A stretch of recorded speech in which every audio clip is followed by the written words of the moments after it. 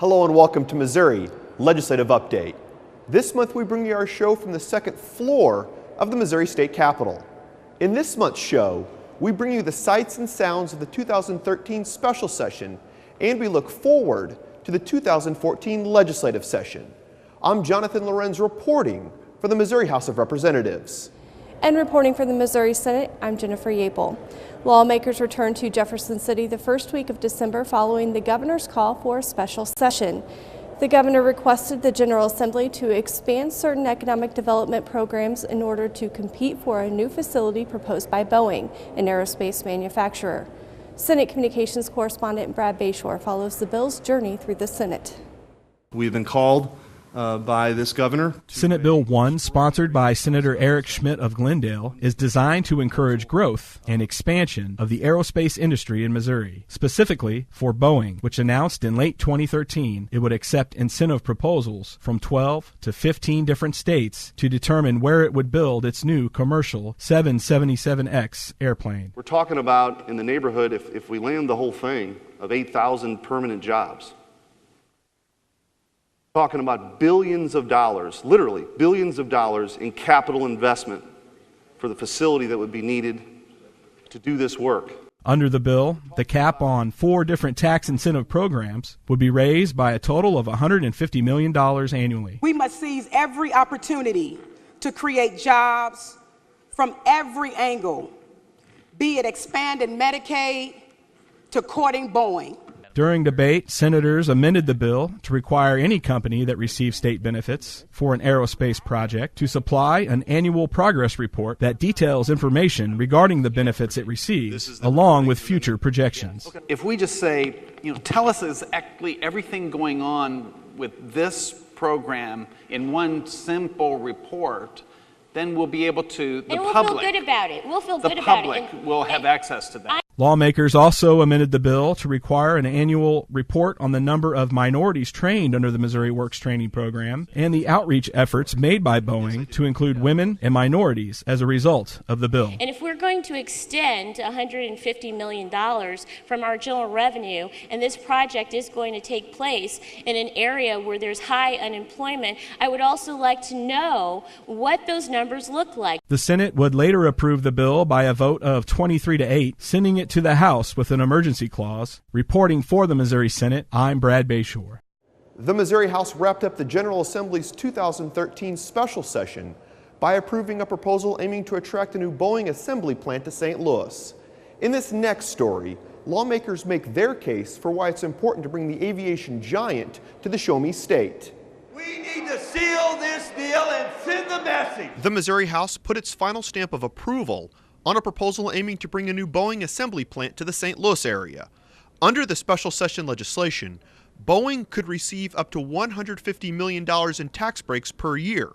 The legislation is intended to attract Boeing's new 777X assembly plant, a next-generation plane with the capability of carrying more than 400 passengers per flight. The new assembly plant could potentially bring up to 8,000 new jobs to St. Louis. It was very important for us to show major corporations, American-based corporations, major manufacturers like Boeing, that Missouri is interested in business being here. And that's what we did. That's what we accomplished. It's now up to the governor to seal this deal, to try and bring this opportunity home. The legislation creates a special carve-out for Boeing in 4 of the state's economic development programs.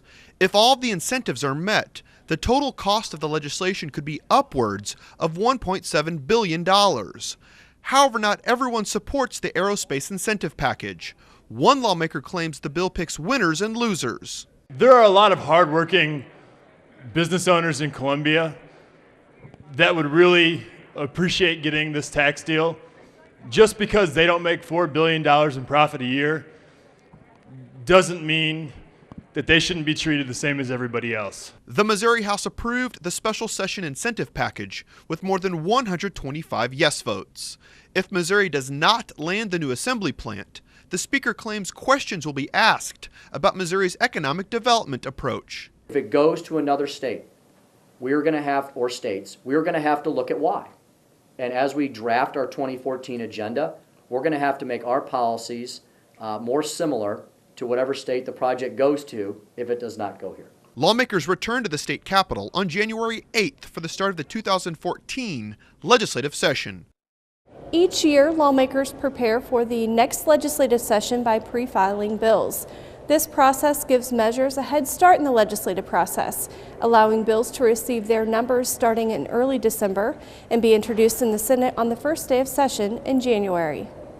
Among the nearly 160 bills pre-filed this year includes a more than 1,000-page bill that would restructure Missouri's criminal code, legislation that would require a voter to show a photo ID before casting a ballot at the polls, a bill addressing violence prevention education in our state's classrooms, and measures pertaining to how Missouri's K-12 schools handle transfer students from unaccredited school districts. Senator David Pierce of Warrensburg pre-filed such legislation this year relating to school accreditation, student transfers, and the creation of a statewide achievement school district. I think most people would agree that transferring students is probably not in the best interest for anyone. And so we're in a situation where students living in an unaccredited district can go somewhere, but as far as the state is concerned, what kind of a policy should we come up with for those in the sending districts and also the receiving districts? Senator Pierce describes how his legislation addresses the Missouri Supreme Court ruling that upholds state law that allows students in unaccredited school districts to transfer to accredited schools. What we're going to try to do is to put them in different levels, and so when you reach provisionally unaccredited, then there will be some assistance that comes in to then hopefully help those districts not become unaccredited and hopefully improve. So it's more proactive, it's giving help to those districts as opposed to just being punitive the way it is today. The more than 1,000-page measure pre-filed this year that would restructure Missouri's criminal code has been more than 3 decades in the making. It was last ushered through the legislature by then Senator Ike Skelton, who passed away this year. It's a monumental task. The Missouri Bar actually had a committee made up of criminal defense lawyers, prosecutors, and public defenders who worked on this for over 5 years before they even got the language to us in the legislature. So it's been probably, when it's all said and done, about a decade in the making. The bill sets out to address new felony and misdemeanor classes, elder and vulnerable person abuse, repeat offenders, the death penalty, sex offenses, intoxication-related offenses, and drug offenses, among others. Despite the numerous provisions and sheer size of the legislation, Senator Justice is hopeful this bill will cross the legislative finish line in 2014. The good news is that this will be only the 3rd year that we've introduced the bill. When I first got to the legislature, I was told it took about 3 years for the average bill to pass. This bill is a little bit, I think, above average in the sense that it's over 1,000 pages. So my hope is that we'll be able to get it passed this year. One, because I think that we are kind of at the point where we're going to be able to make all the changes we can make to it. And then 2, this is my last year, and I'd just like to get it done before I head out the door. To see a complete list of pre-filed legislation, visit senate.mo.gov and click on the list of 2014 pre-filed Senate bills link under the legislation tab. After the break, veteran Capitol reporter Bob Priddy sits down with State Representative Caleb Rowden of Columbia to discuss the December special session and the General Assembly's upcoming session in January. Stay tuned.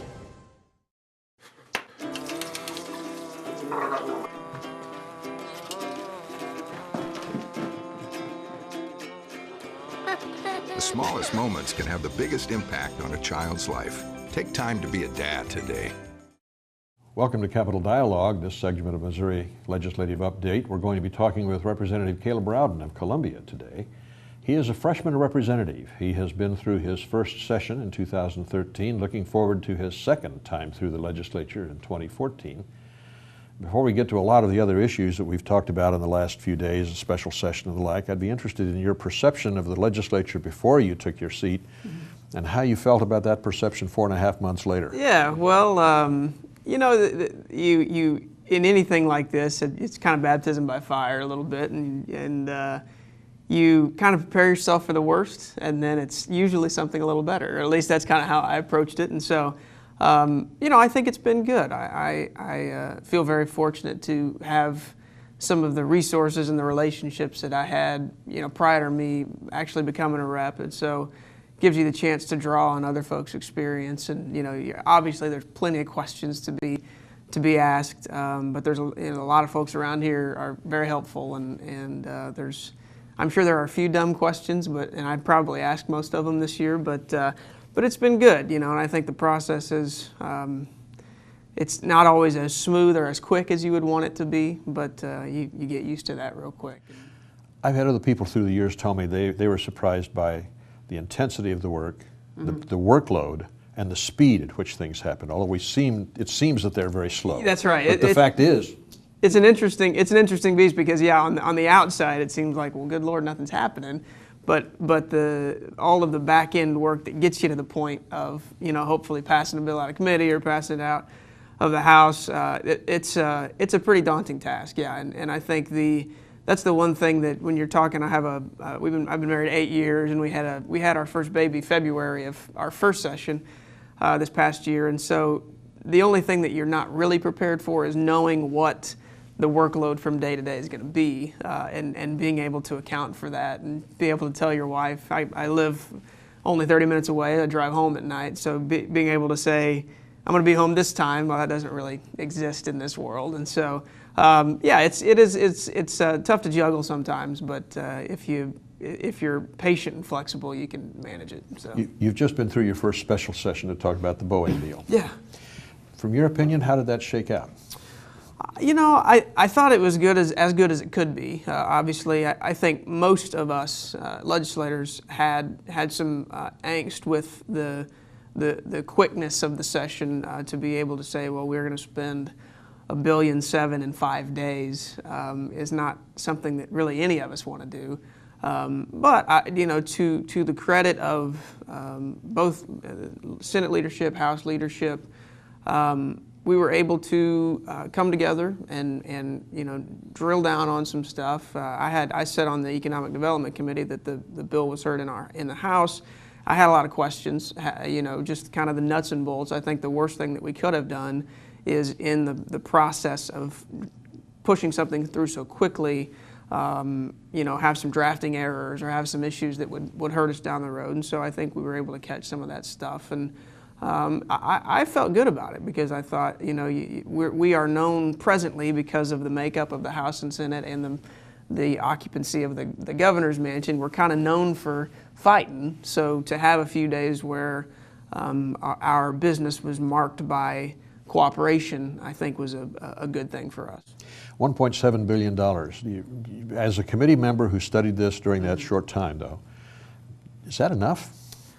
Well, I think it's tough to tell, for one thing. I mean, I think it was, we heard in the days after that the local incentives could end up being north of $1.7 billion. I think I heard 1.8 or 1.9. And so you pair that with the reality in Washington that the main tax that Washington was exempting Boeing from is something that we don't have here. And so it's not quite, to make the comparison that we're offering $3.5 billion and they're offering $9 billion, it's just not apples to apples. And so, I think it remains to be seen if it's enough. I mean, it's hard to know in those situations what Boeing's motivations are, what their plan is, what they're using as the main drivers for the decision that they're making. And so I think it put us on a short list. I do believe that. I think out of the 20 states or so maybe that offered or were offered a chance at it, I still think we're probably on a short list of 6 or 7. So we'll see how it shakes out. As a member of the Economic Development Committee, let's look ahead to 2014 now.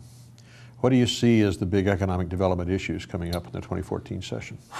Well, I mean, I think as always, we always talk about tax credits and tax credit reform and modernizing that a little bit. I have some interest in that and have been doing some research there. I think you're going to see, this won't necessarily go through maybe our committee, but the whole tax reform discussion in general, the veto session, obviously that was a big piece of the puzzle. And I think this year, that'll probably still be on the table. I think for us, the biggest thing that we can do, and this is tough for legislators in a term-limited environment, but we have to kind of step back and look at what's the big picture. As far as economic development goes, where in our strategy as a state, where are the holes?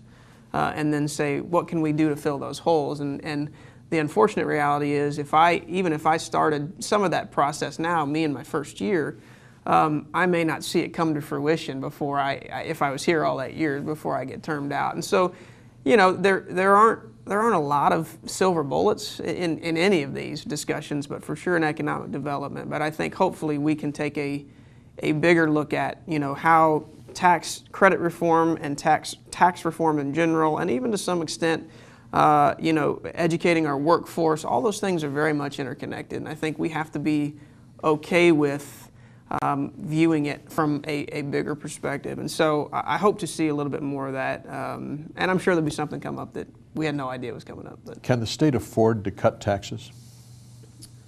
I think we can. I think probably, the House Bill 253 discussion got so political so quickly. The governor really embraced it on his side, and so then I think we felt like we needed to embrace it on our side. Again, it kind of goes back to, I don't know if House Bill 253 was the right answer to the question, but I do think there is probably some mechanism out there in which we can provide some relief for folks. I would like to have seen in House Bill 253, and if I'm working on something, I really would like to focus on trying to find a way to cut taxes for the middle class folks, because the reality of how tax cuts shake out is that middle class folks, if they get a $600 or $700 break in a year's time, they're going to invest that back in the economy because they don't have a lot of extra money to be investing in things like that. And so, I think you have to look at it. We need to look at it a little bit more pragmatically, maybe, than we were allowed to look at it during 253, just because of how that discussion shook out. So, I think we can afford to do it. I don't know that it needs to be a top priority. I think that, again, it goes back to it's a weird anomaly maybe, but I fundamentally believe that we could and should cut taxes if we can, but I also believe that we need to fully fund the foundation formula. And so those in the environment right now, maybe it seems like those two things butt heads, but I don't think they do necessarily, because the reality of economic development is that if we do that well on that side, there's more private dollars, there's more investment, which means more dollars come to education. And the flip is true, is if education is really hitting on all cylinders, then our workforce will be more educated, and that's going to be an attractive piece to attracting new business. So we got to be okay with those things interacting, because they do. After the break, Bob Priddy sits down with a member of the Senate's Minority Caucus to get the other side of the story. That and more when we return on Missouri Legislative Update. The smallest moments can have the biggest impact on a child's life. Take time to be a dad today. Visit fatherhood.gov to learn more. We're talking now with Senator Paul LeVota, who is from Independence, and we're talking about the special session. We're also going to take a look at what is coming up in 2014. You're from Independence. The special session focused on a big Boeing plant in the St. Louis area. It passed with bipartisan support from all parts of the state, but I'm interested in your perspective from Independence, since this is going to be clear across the state from you if Missouri gets this plan. What's in it for the people of Independence? Well, I think it's clear it's good for everybody in the state if Boeing would come here and create those jobs. Not only for the jobs they would create, but the ones that would support that big facility. We had a similar thing a few years ago with the Ford plant that's just right north of my district, where we helped Ford come or stay in Missouri. So I think overall it's good for our state. It presents us as a manufacturing destination, and hopefully they'll decide to come here, and we'll look at throughout all of the state for more jobs. The Ford issue has turned out pretty well for your area, hasn't it? It worked out well. It was a good investment from the state, great investment from Ford, and new plant, new workers, and in fact our president even came to visit that facility. When that bill passed, you were still in the Yes. House? Yes. I thought so. And they tried a new way to structure tax credits or tax incentives for Ford when we did that. And that became the template for the Boeing issue. Is that template working well from your standpoint that you can see in Clay Como? Yeah, I would say so far so good, because I think the big concern is that we're not completely giving away our tax money to corporations when they're not going to produce jobs and some of the incentives for the state. And I think the Boeing situation is very similar. There's some safeguards in there to make sure that they are actually creating the jobs. It was set up to where it's only for this particular industry. And I think with those fail-safes, when it's okay to go ahead and make that risk with some of these things as long as we have these precautions in place. It was used in Clay Como, it's been used in Wentzville for the GM plant expansion, now it's being proposed for Boeing. Is this the kind of thing that would work with even smaller businesses? Or do smaller businesses not need to have this kind of pressure on them to create jobs?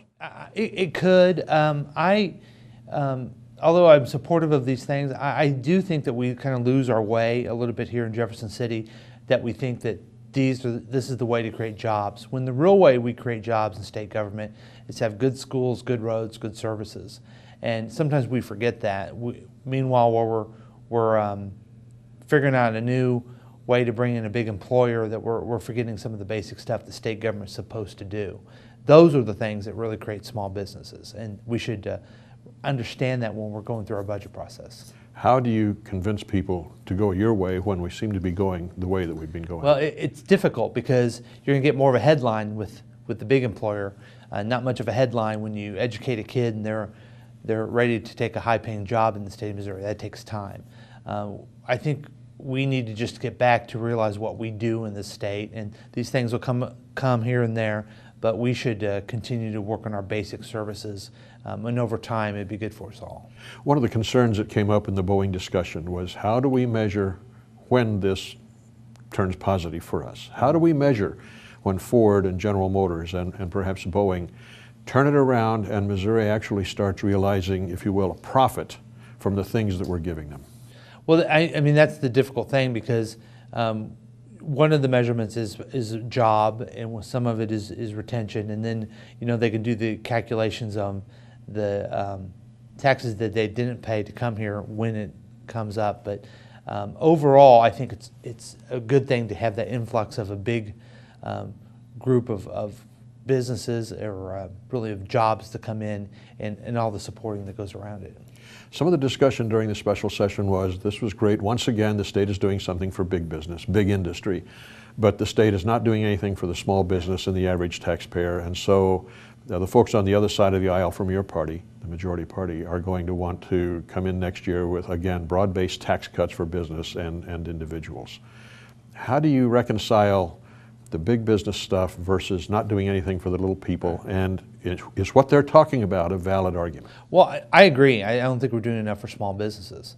The fallacy in what their argument is they've never proposed anything that helps average Missourians. They've only proposed a massive tax cut that would dwindle our revenues and only give a tax break to the very wealthy. That doesn't help at all. This Boeing situation was used to create something that was used just to give back and hurt our revenue. So I'm all open for comprehensive tax reform that can give everybody maybe perhaps a tax break, as long as we're revenue neutral and we're looking for ways to pay for our schools and roads and those other services. Which gets us into the 2014 session. Right. Are we going to see 2014 as being the same song, second verse, as 2013? I think so. I think we're going to talk about taxes, and hopefully, like I said, we'll have something that's comprehensive as opposed to what was proposed last year, which is just for the wealthy. We're going to have to deal with how we're going to fund our roads, and we're going to have to figure out a way that we continually fund our education. That's always been an issue ever since I was in the House and the Senate, now in the Senate, so we'll just continue to do the same thing. Our economy's turning around, tax collections are coming in at an improved rate. The phrase surplus has been applied to the fact that we're getting more and more tax collections. Is the word surplus valid? Absolutely not. Absolutely not. When you're not completely paying for the foundation formula to the tune of $600 million, when you want to go to the voters and ask them for a 1-cent sales tax for roads, I mean, we clearly need revenue, and saying that there's a surplus just doesn't make sense. If we are paying for everything and we're moving ahead, and then we have a surplus, then we have a surplus.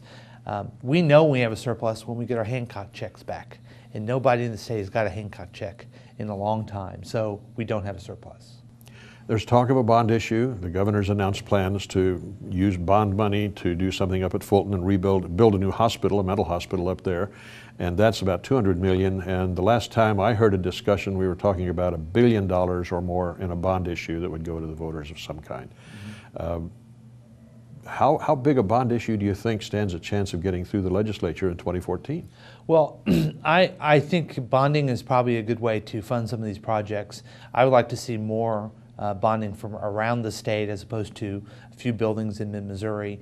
I'd like to see a way for us to bond out some other infrastructure as opposed to buildings. I don't know how we can tie that into the road construction, but those are the things that we need. Those are the things that create those small businesses, as we talked about before. But if you have a bond for the buildings and capital improvements, and then you try to finance the road building needs, it strikes to me that you're going to have a humongous bond issue, and would the voters go for something that big? You're right. They're not going to go for something too big, so we're going to have to be very smart with what our priorities are. And to me, basic infrastructure is higher priority than new buildings in mid-Missouri. What do you think will be the top issues next year, other than bond issue and tax cuts? Well, I think we'll talk about health care, and hopefully we'll move ahead with getting our federal money to help some folks have access to health care. We'll see the same education issues that we've had. I mean, we have some serious issues with the Department of Education now, the trust at the highest level, and we're going to be dealing with that as well. You're a big advocate of Medicaid expansion, which the Senate committee, you say, doesn't recommend, even though taking testimony on that. Right. 55% of the people were there to testify on that topic. But you don't look for expansion to take place, do you, next year? I think that we're going to figure out a way that we can pull our federal money and get more people covered in health care. Anything else on the agenda that you can foresee from your party that probably won't fly? Well, I will be proposing an increase in the minimum wage. I'll be proposing some measures to make state government a little more effective. And I will again have an ethics reform bill that includes campaign finance limits. So these are the issues I think are core to our success as a state, and I'm going to keep advancing them.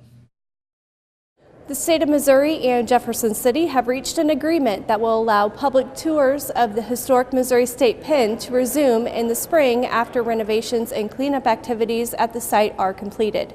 Senate Communications correspondent Brad Bayshore explains.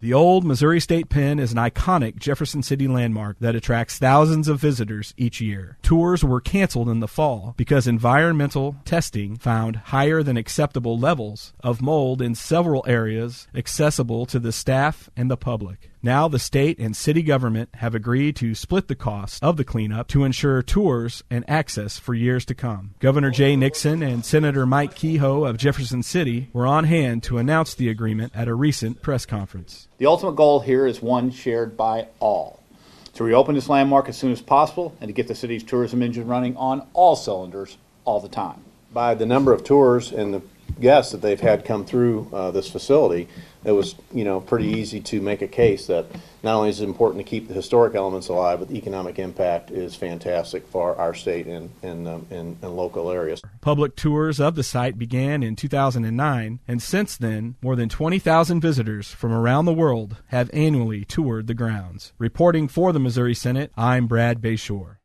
And that's our show for this month. If you have any questions regarding anything going on in the Missouri House, you can visit our website at house.mo.gov. I'm Jonathan Lorenz reporting for the Missouri House of Representatives. And if you have any questions about the legislation or the topics that appeared in this program, please visit senate.mo.gov. There you'll find the contact information for the 34 members of the Missouri Senate, as well as the Senate's newsroom website. I'm Jennifer Yapel reporting for the Missouri Senate. Thanks again for watching, and we'll see you next month when we share with you the sights and sounds of the opening day of the 2014 legislative session.